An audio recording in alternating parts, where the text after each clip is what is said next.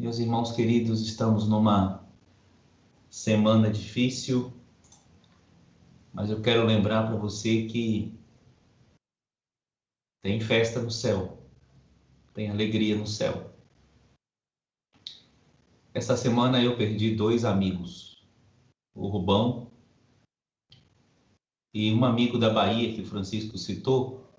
Para os irmãos que se lembram daquela história que eu conto sobre o sorvete de ameixa, esse amigo era o pastor que me recebeu naquele dia em que eu vivi a experiência do sorvete de ameixa, né?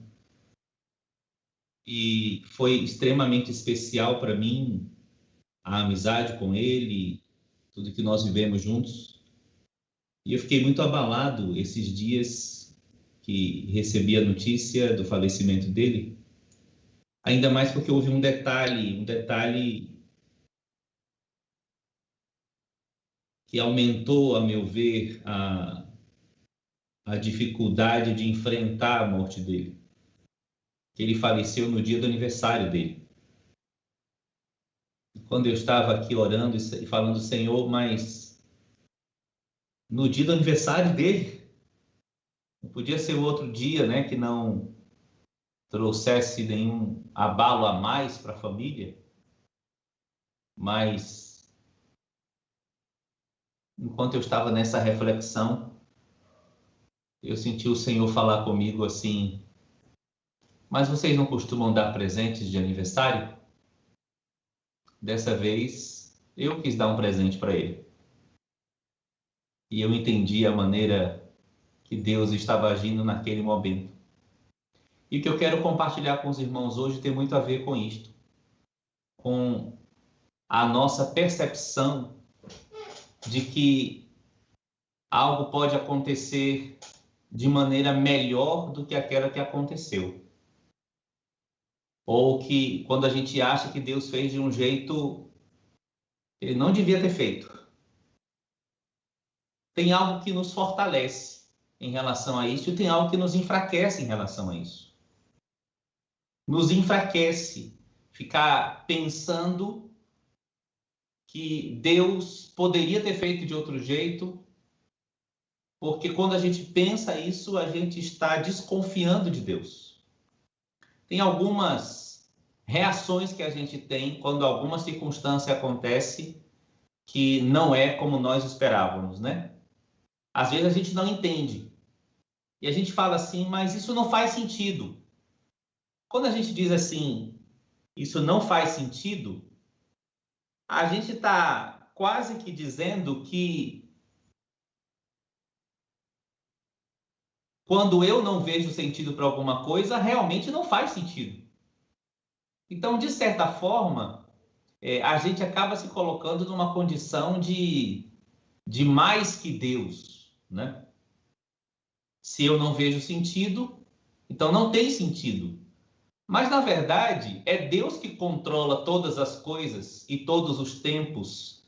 É Deus que conecta todas as coisas de uma forma que a gente não compreende mesmo. Então, se não faz sentido para a gente, o problema não está em Deus, está na nossa falta de entendimento, pela razão simples de que nós não somos Deus. Não somos onipresente, não somos onipotentes, não somos oniscientes. Deus é. Às vezes também ficamos entristecidos com circunstâncias porque não foi como nós tínhamos vontade, não foi de acordo com a nossa vontade. De novo, se a gente fica chateado porque não foi de acordo com nossa vontade, a gente acaba então pensando que a nossa vontade é melhor do que a vontade de Deus, e se ele tivesse feito da nossa vontade seria melhor, e aí a gente vai deixando que a desconfiança de Deus vai entrando no nosso coração, na nossa alma, e isso vai enfraquecendo. Outra coisa que a gente pode fazer e enfraquecer a gente é quando o sofrimento de determinada situação é realmente grande e a gente fica pensando, puxa, mas isso não poderia ser evitado? Isso não poderia ter acontecido de uma maneira que não causasse tanto sofrimento assim? Mas, meus irmãos, vamos lembrar aqui uma coisa: nenhum de nós, por mais bondosos que sejamos, por mais generosos que sejamos, nenhum de nós terá mais compaixão que Deus. Nenhum de nós terá mais misericórdia que Deus. Nenhum de nós fez o que Deus fez, trazendo Jesus, vindo, na verdade, como Deus sobre a terra. Estava compartilhando essa semana aqui em casa com minha esposa qual foi o tamanho do sofrimento de Jesus, e eu queria que você pensasse agora não somente na cruz, que naquela palavra do Marion percebemos de maneira tão clara o quão grande foi o sofrimento. Mas, na verdade, Jesus, quando foi encarnado e se fez homem, aquilo já foi um sofrimento. Porque ele era Deus, controlador de todo o universo. E ele se esvaziou de si mesmo para se fazer homem. Então, ele viveu toda a sua vida aqui na Terra numa condição de sofrimento. Então, nenhum de nós poderá ser mais compassivo, mais misericordioso, mais empático do que aquele que se fez como um de nós, padeceu como um de nós e permaneceu fiel o tempo inteiro para nos garantir a redenção, a salvação e a vida eterna. Então, o que nos enfraquece? São esses questionamentos que a gente faz quando a gente vive determinadas circunstâncias que não fazem sentido para nós, que não correspondem à nossa vontade ou que causam sofrimento e que a gente acha que poderia ser diferente. Mas deixa eu te lembrar uma coisa aqui muito especial. Deus não age de acordo com esta ou aquela circunstância. A gente tem uma visão linear das coisas, pontual das coisas. Por isso, a gente às vezes se chateia com esta ou aquela situação. Em Efésios, capítulo 1, verso 11, diz assim: nele digo, em quem também fomos feitos herança, havendo sido predestinados, conforme o propósito daquele que faz todas as coisas, segundo o conselho da sua vontade. Olha que verdade maravilhosa tem aqui. Deus faz todas as coisas de acordo com o propósito que ele tem. A vontade de Deus serve ao propósito eterno que ele está realizando na terra. Às vezes, nossa vontade, ela é de particular interesse. Ela não está relacionada ao propósito eterno de Deus. Nossa percepção da eternidade é muito pequena. Mas Deus, que bom, Deus não. Deus sabe exatamente tudo o que precisa acontecer e como precisa acontecer para que o propósito eterno dele se realize. E o propósito dele é maravilhosíssimo.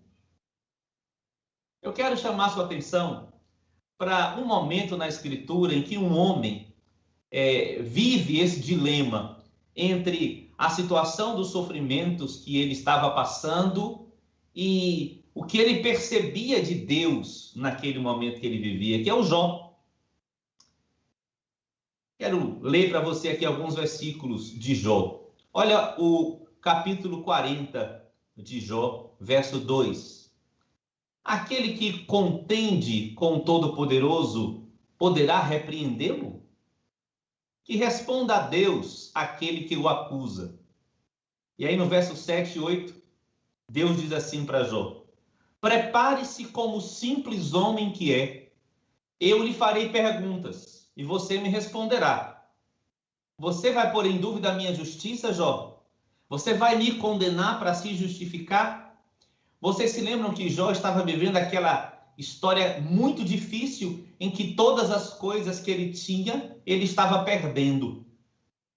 Deus estava trabalhando com Jó porque queria levar Jó a um outro patamar da experiência dele com Deus. Deus tinha um propósito para a vida de Jó e esse propósito estava muito claro na mente de Deus, mas não estava muito claro para Jó. Então, cada perda que Jó tinha relacionada aos bens dele, à família dele, à saúde dele, aquilo fazia um questionamento acontecer e fazia Jó pensar e falar: mas Deus, onde estás? Por que eu estou assim? Olha a minha condição. E tinha uns amigos dele que ainda pioravam em vários momentos essa situação que ele estava vivendo. e a percepção de como estava Deus em relação ao que ele estava passando. Mas aí tem uma hora em que Deus encontra com Jó. E aí Deus fala assim: Jó, você está me questionando? Você quer me repreender? Eu fico imaginando a cena. Você quer me repreender, Jó? Você quer brigar comigo?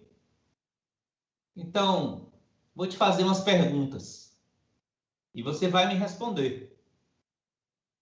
E olha, Jó, você não põe em dúvida a minha justiça, não.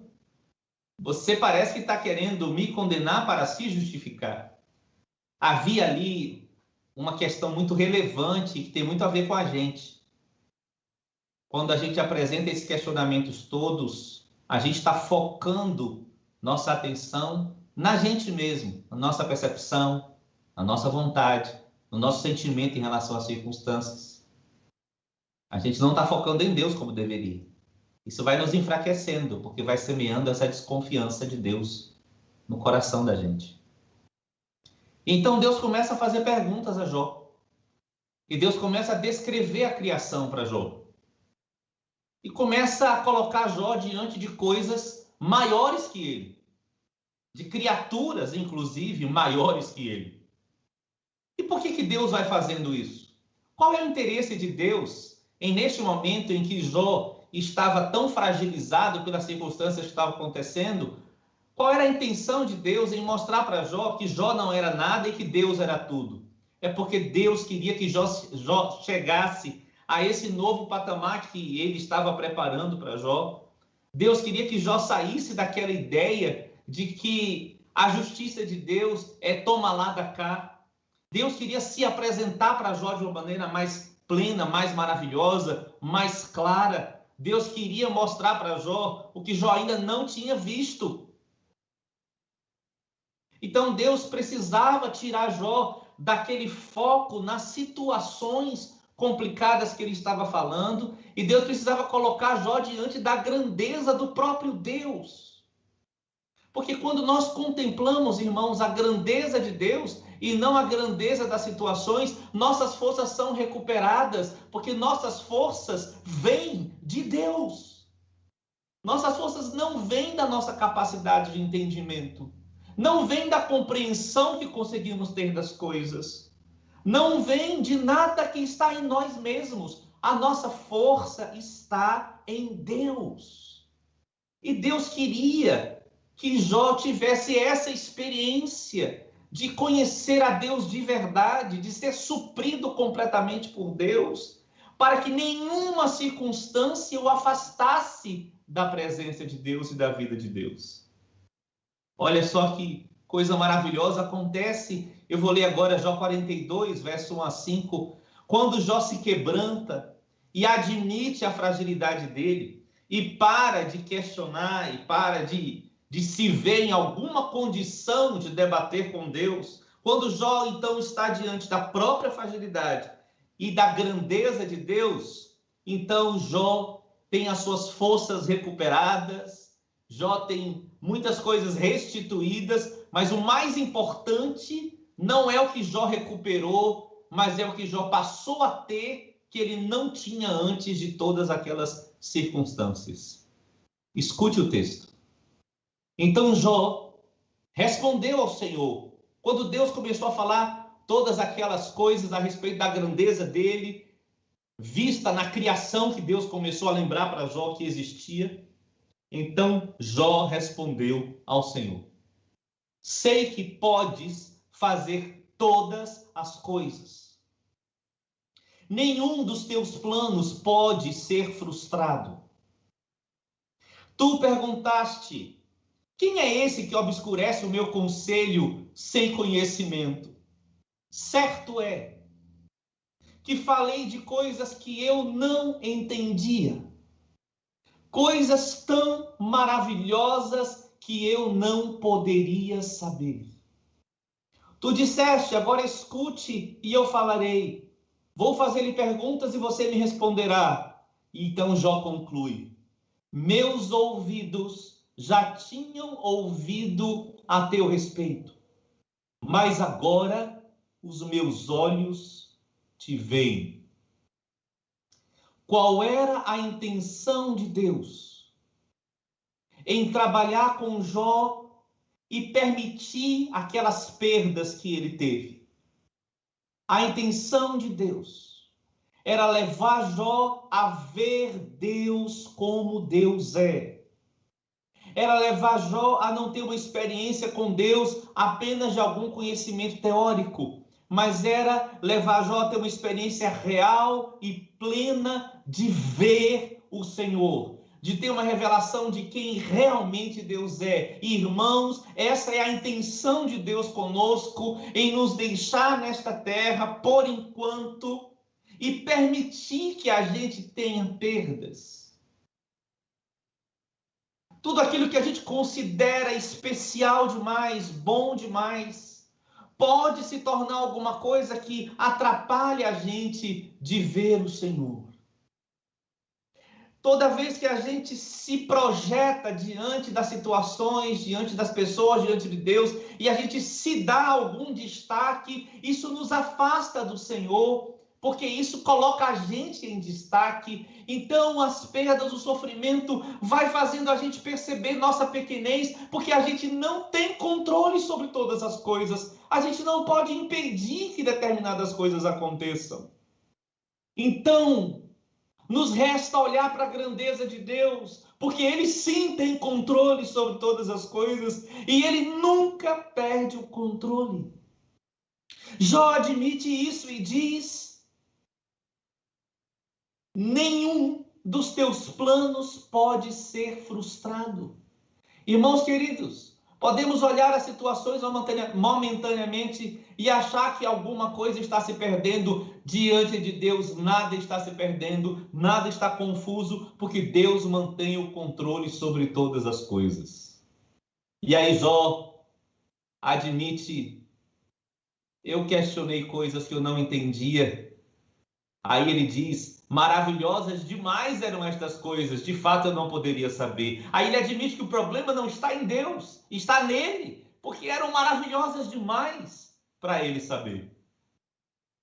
Essa conclusão do texto de Jó 42, no último verso, quando Jó diz assim: eu te conhecia de ouvir falar, mas agora os meus olhos te veem, me lembram 1 João capítulo 3, verso 2.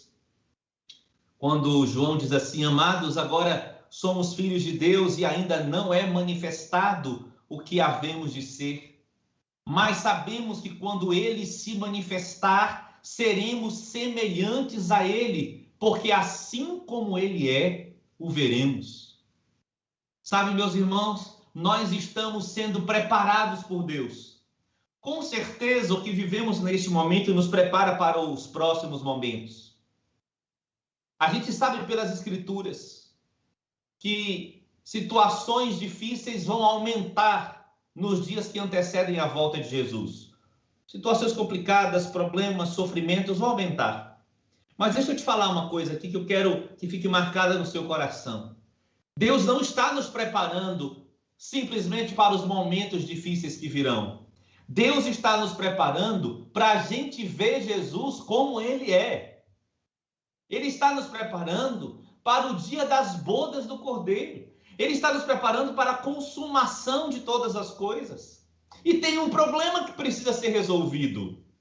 Nós só veremos Jesus como Ele é quando nós formos plenamente semelhantes a Ele. Então Deus está trabalhando conosco para nos tornar semelhantes a Jesus, a fim de que vivamos esta que será a maior coisa que experimentamos em todos os tempos, é ver Jesus como Ele é. Aleluia! Então, vale a pena viver tudo o que precisamos viver. Vale a pena confiar em Deus e nos manter focados na grandeza dele para não perdermos as forças. Jeremias, no capítulo 17, a partir do verso 5, diz: assim diz o Senhor, maldito o homem que confia no homem e faz da carne o seu braço e aparta o seu coração do Senhor. Porque será como a tamargueira no deserto e não verá quando vem o bem. Antes morará nos lugares secos no deserto, na terra salgada e inabitável. E aí ele diz: bendito o homem que confia no Senhor e cuja confiança é o Senhor, porque será como a árvore plantada junto às águas, que estende as suas raízes para o ribeiro e não receia quando vem o calor, mas a sua folha fica verde, e no ano de sequidão não se afadiga, nem deixa de dar fruto. Enganoso é o coração, mais do que todas as coisas, e perverso ele é. Quem o conhecerá? Veja que Deus está falando aqui através de profeta. Não confie no seu entendimento, não confie no seu sentimento, não confie em suas dúvidas, porque o seu coração é enganoso. Não seja como a tamargueira no deserto, que é uma árvore que fica isolada.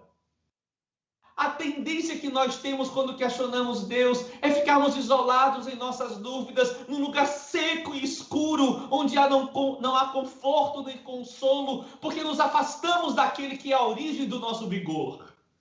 Mas aí o profeta diz: bendito o homem que confia no Senhor. Não é bendito o homem que consegue compreender o Senhor, mas é o homem que confia no Senhor, cuja confiança é o Senhor. Eu orava com os irmãos na torre ontem e me veio uma oração no coração.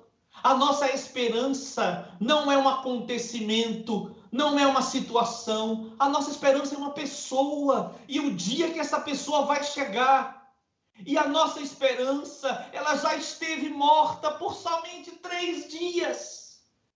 Nossa esperança morreu numa sexta e ressuscitou no domingo. Nossa esperança está viva. Bendito o homem que confia no Senhor Jesus Cristo e cuja confiança e esperança é o próprio Senhor.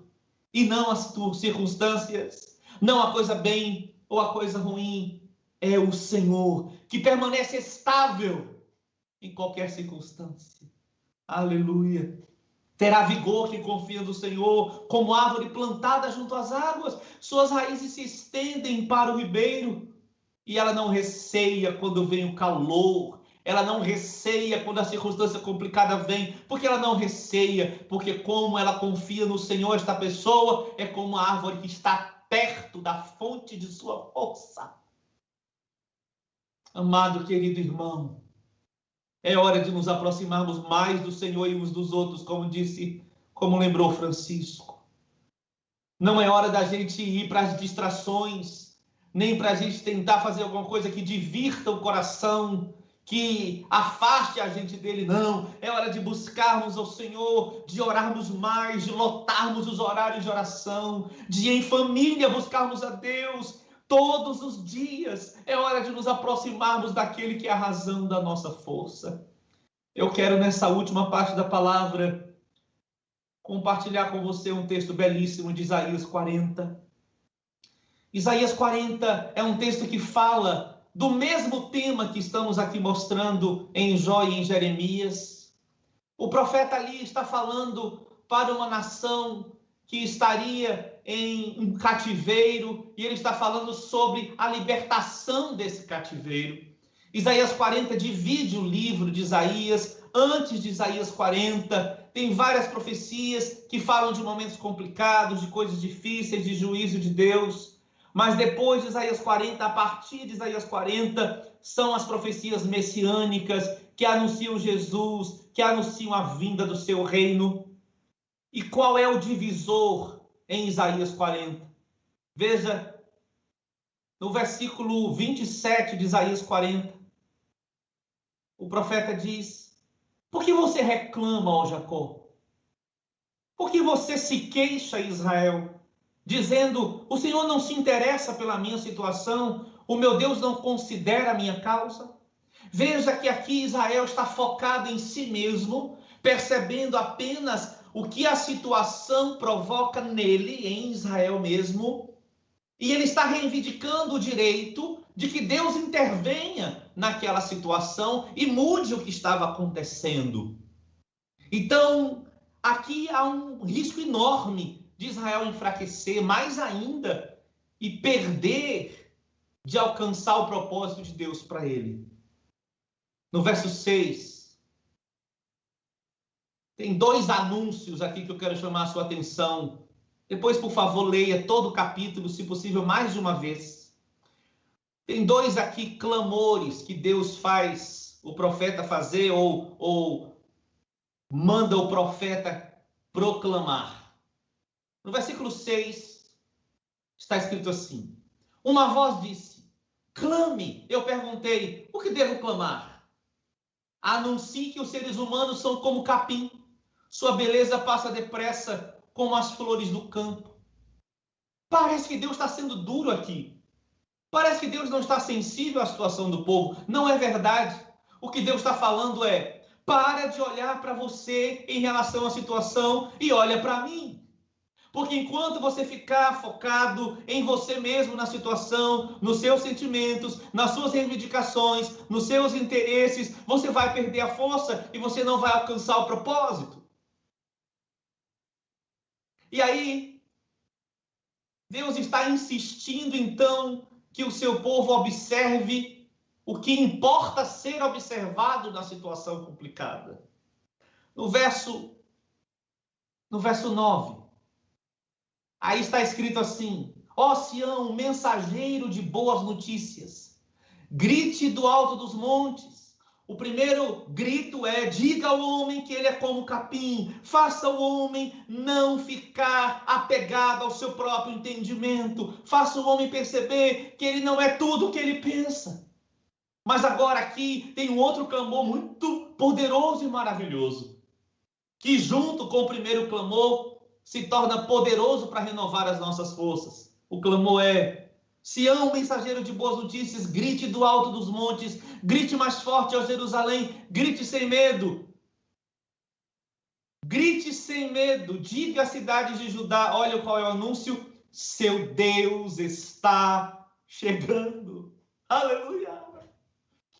Então, junto com esta percepção de que nós não somos bons, poderosos, inteligentes o suficiente para compreender tudo, Deus nos anuncia, lembra, eu estou chegando, Deus está chegando, o livramento virá. Eu vou dizer isso no nosso contexto, Jesus está chegando. Amém, amados irmãos? Jesus está chegando. Ponha os olhos em como Deus é, e neste momento escatológico, histórico, de que Jesus está chegando e nós vamos ver Jesus como ele é. E se para que ele venha, a história tem que se desenrolar. Pandemias, tremores, guerras, tudo que Jesus anuncia em Mateus sobre o princípio das dores. Se todas estas coisas têm que acontecer para que ele venha, nosso papel é dizer amém, Senhor. Nosso papel é dizer àquele que João viu como o único digno de abrir o livro e desatar os selos. Nosso papel como igreja é dizer, Senhor, abre o livro, desata os selos, deixa as coisas acontecerem, porque muito mais do que querer circunstâncias favoráveis nesta terra, nós queremos te ver, nós queremos que o Senhor venha, nós queremos olhar para os teus olhos que são como chama de fogo, e nós queremos finalmente ter aquela plenitude de paz, ter o shalom prometido em todo o Antigo Testamento e Novo. Shalom, shalom é paz, que significa plenitude de vida, tudo resolvido. Shalom.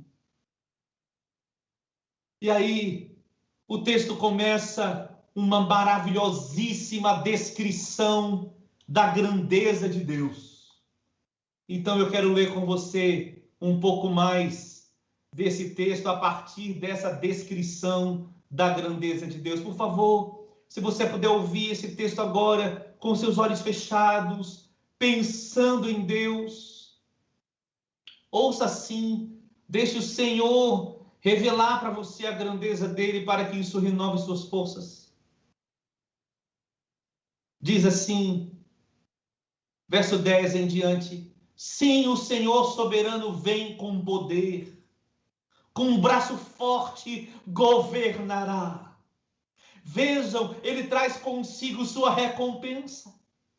Como pastor, ele alimentará seu rebanho, levará os cordeirinhos nos braços e os carregará junto ao coração, conduzirá ternamente as ovelhas com as suas crias. Quem mais segurou os oceanos nas mãos? Observe a grandeza de Deus revelada aqui na criação. Olha como Deus lida com tudo que nós chamamos grande na criação. Os oceanos são imensos. Aqui está dizendo que Deus segura, mede a quantidade. Estou lendo uma versão específica, mas tem versões que falam que ele coloca os oceanos e mede os oceanos na concha de sua mão. Diga qual é o tamanho de Deus. É capaz você de dizer o tamanho de Deus? Quem mediu os céus com seus dedos? Ele mede os céus assim. Qual o tamanho de Deus? Quem mais sabe o peso da terra? Ou pesou na balança os montes e as colinas? Deus pesa na balança dele toda a massa da terra. Quem pode orientar o Espírito do Senhor? Quem sabe o suficiente para aconselhá-lo ou instruí-lo, por mais que às vezes a gente queira dar alguma dica para Deus? Como eu tentei dizer essa semana, quando eu falei para ele, você podia ter levado o Márcio, o meu amigo lá da Bahia, não no dia do aniversário dele. E Deus falou comigo, mas eu quis dar um presente para ele. Por mais que eu queira dizer, Senhor, você podia ter deixado o Rubão aqui mais tempo. Ele tem uma família, ele tem um povo para cuidar. Quem disse que eu posso dar alguma dica para Deus? Eu não posso dar um conselho para Deus. E aqui, irmãos, eu quero dizer para vocês, eu quero aprender a não dar conselhos para Deus, eu quero aprender a glorificá-lo em todas as suas decisões, porque eu não quero enfraquecer, eu quero estar pronto no dia da sua vinda. Quem sabe o suficiente para aconselhá-lo ou instruí-lo? Acaso o Senhor já precisou do conselho de alguém? Necessita que o instruam a respeito do que é bom? Quantas vezes a gente acha que Deus não fez algo bom? Estou me lembrando daquela situação que os irmãos conhecem, quando eu perdi meu pai e minha mãe num acidente de carro no mesmo dia. E a tendência é perguntar a Deus, será que você não exagerou um pouco? Será que foi mesmo bom? Ele é bom, mesmo quando eu não entendo o que ele faz. Alguém lhe ensinou o que é certo ou lhe mostrou o caminho da sabedoria? Não, ninguém o ensinou. Ele é quem nos ensina. Não, pois todas as nações do mundo não passam de uma gota num balde. Não são nada mais que pó sobre a balança. Ele levanta toda a terra como se fosse um grão de areia. Quando você vai à praia e você pega um grãozinho de areia, você tem até dificuldade de enxergar de quão pequeno ele é, pois aqui está dizendo que Deus coloca a terra no seu dedo e é como um grão de areia no dedo de Deus. Você pode medir a grandeza dele? Nem toda a madeira dos bosques do Líbano, nem todos os seus animais seriam suficientes para um holocausto digno de nosso Deus. Ele está falando aqui no contexto de um tempo em que se entregavam ofertas de coisas criadas para Deus, e mesmo que pudéssemos ofertar tudo isso para Deus, ainda não seria suficiente, não seria equivalente à grandeza e à dignidade de Deus. Por mais que ofereçamos, nunca ofereceremos de fato o que Deus é digno de receber. Por isso que o melhor e suficiente sacrifício já foi feito pelo próprio Deus, que foi o seu Filho na cruz. Isso me dá descanso e paz. Aleluia! Ele já ofereceu o que ele era digno de receber. Ele proveu para si um cordeiro. Diz o verso 17, as nações do mundo não têm valor para ele, aos seus olhos valem menos que nada, são apenas vazio. Tudo aquilo que os homens constroem, não, Deus não considera como valioso, porque Deus está construindo algo melhor do que aquilo que os homens constroem. As pessoas são valiosas para Deus. Todas as pessoas são valiosas para Deus. O trabalho de Deus é em favor das pessoas, no sentido de levá-las para Ele. Mas aquilo que os homens constroem, aquilo que os homens fazem, não, isso não é valioso. E que bom que Deus não considera valioso, porque assim Ele pode descartar as atividades dos homens e pode permanecer com aquilo que Ele mesmo faz. Estava vendo uma reportagem, um ator famoso dizendo, chorando ao tomar a vacina, vamos confiar na ciência. Eu quero dizer aos irmãos, pelo amor de Deus, não ponha sua fé nem na vacina, nem na falta dela. Ponha sua fé no Senhor. Porque a ciência dos homens não é páreo, não é compatível com a grandeza e inteligência do nosso Deus. Aleluia. A quem vocês podem comparar a Deus, diz o verso 18. Que imagem usarão para a representá-lo? Acaso pode ser comparado a um ídolo feito no molde, coberto de ouro e enfeitado com correntes de prata? Quem é pobre, quem é pobre demais para ter um ídolo desses, pode escolher madeira que não apodrece e um artesão habilidoso para entalhar uma imagem que não tombe. E daí, isso não tornará a imagem mais compatível, não é, irmãos? Porque foi feita de uma madeira excelente por um habilidoso artista. Verso 21. Acaso não ouviram, nem entendem? Estão surdos para as palavras de Deus, palavras que Ele falou antes que o mundo existisse. Será que são tão ignorantes? Verso 22. Escuta, redobra a sua atenção agora. Deus se senta acima do círculo da terra. Para Ele, as pessoas lá embaixo parecem gafanhotos. Estende os céus como uma cortina e faz com ele sua tenda. Julga os poderosos do mundo e reduz todos eles a nada. Mal são plantados, mas chegam a criar raízes, logo murcham. Quando sopra sobre eles, o vento os leva embora como palha. A quem, diz Deus no verso 25, a quem vocês me compararão? Quem é igual a mim? Pergunta o santo. E verso 26. Olhem para os céus. Quem criou as estrelas? Ele as faz sair como um exército, uma após a outra, e chama cada uma pelo nome. Veja a cena. Por causa do seu grande poder e sua força incomparável, nenhuma delas ousa se ausentar à chamada que Deus faz.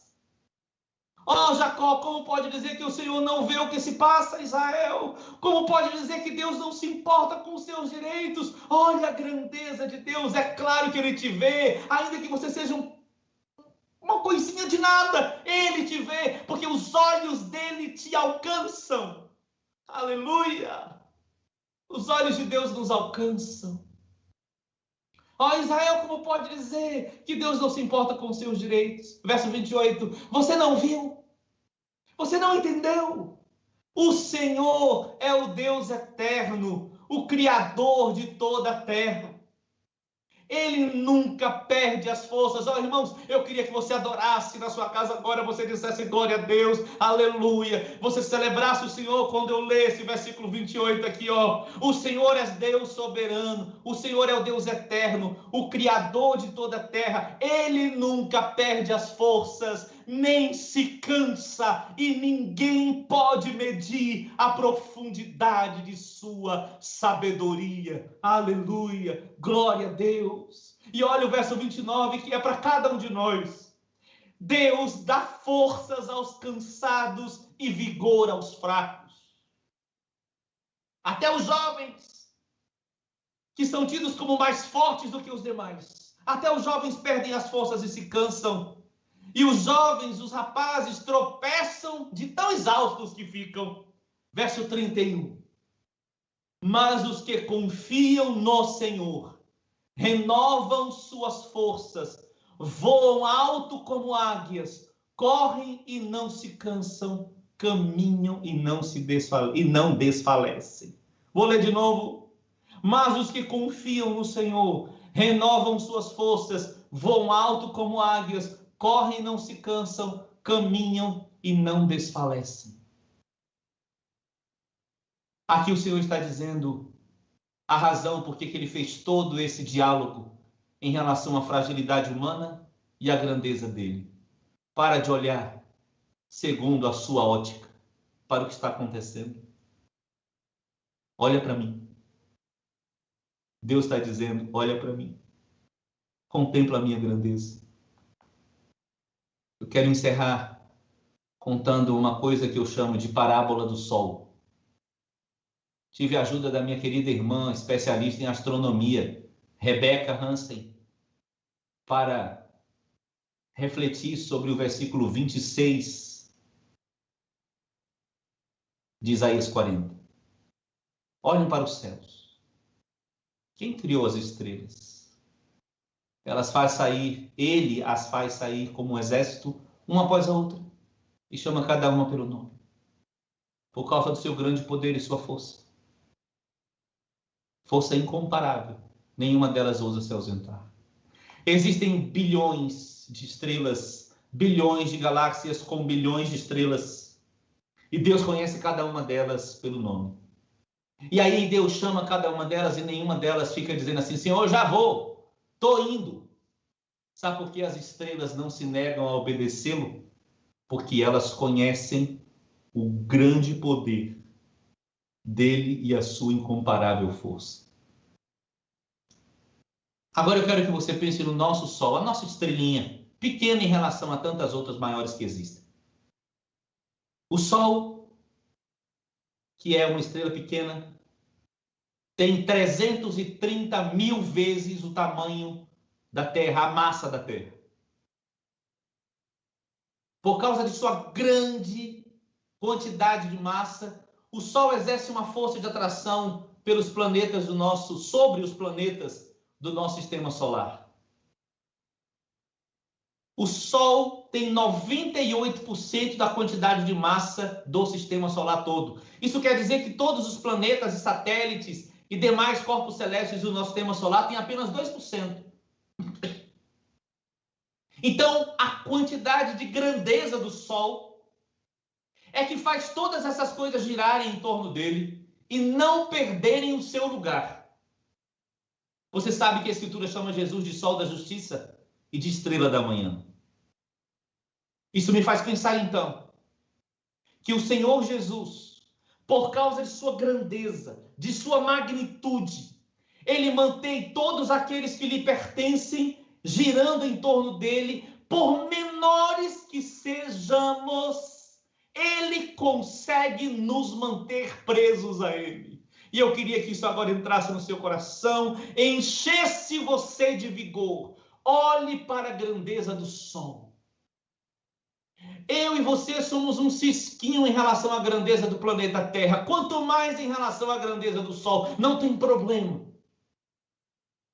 Eu perguntei para a Rebeca, eu posso dizer que quanto maior a proximidade do Sol, mais força o Sol exerce sobre os planetas? Ela disse, não, porque o tamanho dos planetas é pequeno demais, é irrelevante a proximidade, a distância deles. Isso me deu um alívio, porque por mais que eu me sinta distante de Deus, por mais que eu me sinta pequeno em relação a Ele, é a grandeza dele que me atrai. É a grandeza dele que me sustenta. É a quantidade, desculpa falar assim, é a quantidade de massa de Deus que exerce sobre mim uma hiperpolimúltipla mega blaster força de gravidade espiritual que me mantém preso a ele. Então, meus amados irmãos, é hora de descansarmos na grandeza de Deus, para que nossas forças sejam renovadas e a gente enfrente as dificuldades, enfrente as lutas, enfrente as más notícias.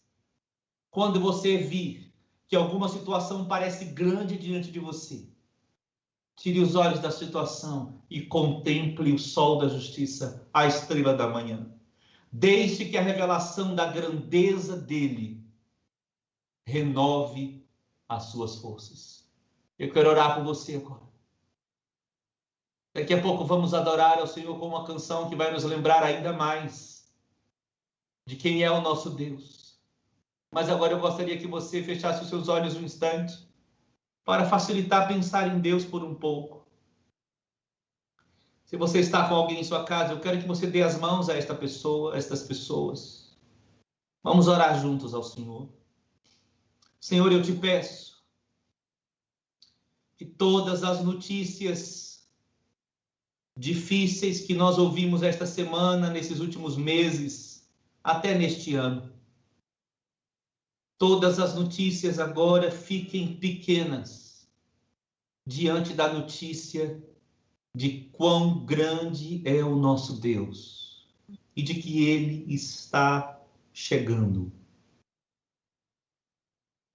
Espírito Santo, desata agora os nós nas mentes e nos corações. Desfaz agora tudo que possa enfraquecer a gente diante do que temos que enfrentar. Senhor, nós nos arrependemos de, às vezes, questionarmos, perguntarmos e tentarmos te dar conselho. Eu me arrependo, Senhor, e quero focar em descobrir-te. Quero focar em saber quem és, em olhar para ti e em ver a quantidade de Cristo que o Senhor me permite ver enquanto estou aqui. Na esperança de que